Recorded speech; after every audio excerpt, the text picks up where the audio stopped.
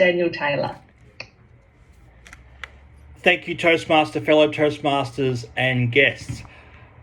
I quit Toastmasters because of a mental illness. Now let's step back a little bit here. I joined Toastmasters because I wanted to become a professional speaker. What led me to stick around in Toastmasters, however, was the leadership opportunities. A popular topic that I spoke about in my Toastmasters talks and also in my public speaking outside of Toastmasters, and now, as Celeste says, on my I've got 3 shows which I'm going to be hosting on a weekly basis, one on personal development, one on mental health, and one on a book club. Those 3, so mental health has always been something which has been part of my journey. I've always shared quite openly about it. And how that came about was when I was 20, I've got bipolar disorder, and when I was 20, I had the onset of bipolar mania. And that was quite a spring transition, which led to quite a metamorphosis for me.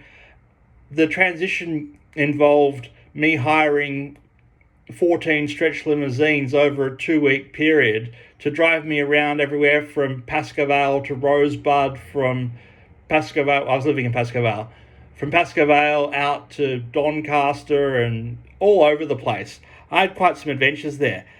And at the beginning of the time, Toastmasters didn't take anything away from me.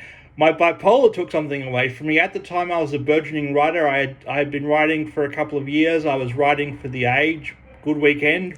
I was doing really well for an 18-year-old. And starting the bipolar took that away. I didn't have the confidence to write anymore when I had that. I thought I didn't want people to know anything about me. I suddenly became very private. But after that, the next 5 years I had 4 episodes, and then after that I went for 17 years without an episode. But who would have thought that bipolar would claim my Toastmasters journey? See, I joined Toastmasters with a bang. I completed the old school competent communication manual in 8 weeks, which is fast, and I did that by visiting a bunch of other clubs. In the first election that the club had after I became a member, I was elected to president. So that was unexpected, but nobody else was putting their hand up, and I had just read a book called The Big Leap, and I'm like, okay, I'm going to take a big leap, and I'm going to put my hand up and see how we go, and I got elected president. I had to learn how to do it. From there, I rose up to area director, club mentor, club coach, and I was even considered for division director at the time when my mental illness took me away. But there were factors outside my control that stopped me from being able to stay well long term. The reason why my 17-year streak of staying well with bipolar came to an end. Those reasons include those strategies that I've been using for those 17 years were reducing stress, having strong relationships, having regular rhythms and routines. And they worked. But through circumstances beyond my control, I suddenly in my 40s found myself homeless. And while I was homeless, I had to deal with the distress of having irregular routines, having weak relationships, and not being able to maintain my regular mental health habits, like taking my medication and having regular sleep, all those things which were critical to that success.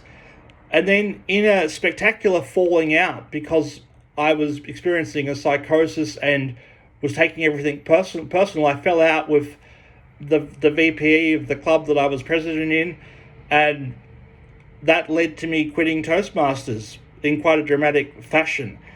See, for 26 years, I've lived with bipolar mania, and 17 years of those in a row were without an episode. I loved Toastmasters when I first joined, and I've truly felt like I had found my tribe. My long-term strategies worked for the ordinary challenges of life, but they weren't enough to enable me to handle the extraordinary challenges of my life as I went through some particularly challenging times. Yes, it's true, I quit Toastmasters because of my mental illness, and I've regretted it ever since. I've come back to Toastmasters because my bipolar has already taken so much away from me, and I refuse to let it take any more from me. I'm drawing a line in the sand here. Mr. Toastmaster.